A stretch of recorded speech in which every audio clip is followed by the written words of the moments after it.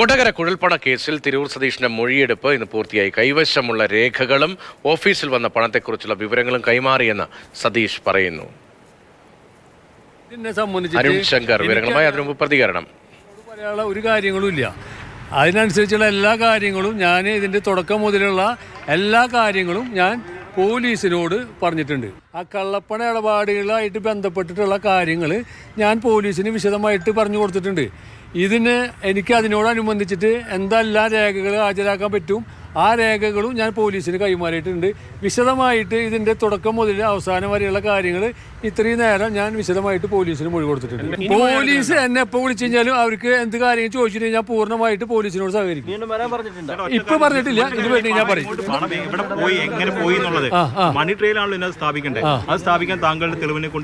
അത് കഴിയുന്ന പോലീസ് തീരുമാനിക്കട്ടെ. എന്റെ കയ്യിലുള്ള തെളിവ് ഞാൻ കൊടുത്തിട്ടുണ്ട്. ഇനി പോലീസ് തീരുമാനിക്കും.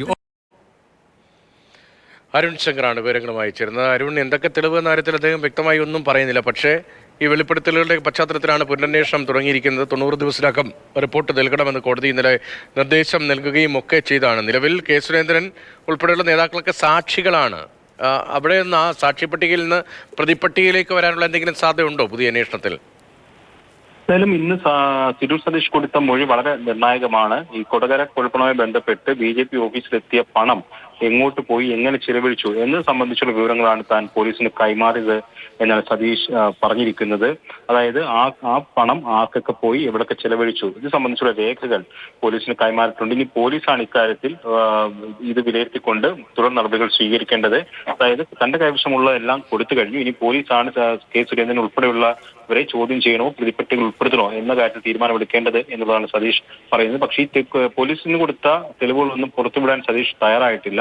തന്റെ കൈവശമുള്ള എല്ലാ രേഖകളും കൊടുത്തു എന്ന് പറയുന്നുണ്ട്. പക്ഷേ ഇത് സംബന്ധിച്ചൊരു പ്രധാനപ്പെട്ട ചോദ്യം വന്നത് ഈ ചെലവഴിച്ച തുകയെ കുറിച്ചിട്ടുള്ള മണി ട്രെയിൽ നടത്താൻ കഴിയുമോ എന്ന് ചോദിക്കുമ്പോൾ അത് ചെയ്യാം എന്ന് പറഞ്ഞു ഒഴിഞ്ഞു മാറുന്നതല്ലാതെ എങ്ങനെ സാധ്യമാകും എന്ന് സംബന്ധിച്ചുള്ള കാര്യങ്ങളൊന്നും പറയാൻ സതീഷ് തയ്യാറായിട്ടില്ല. എന്തായാലും നാളെ മാധ്യമങ്ങളെ കാണുമെന്നാണ് തിരൂർ സതീഷ് അറിയിച്ചിരിക്കുന്നത്.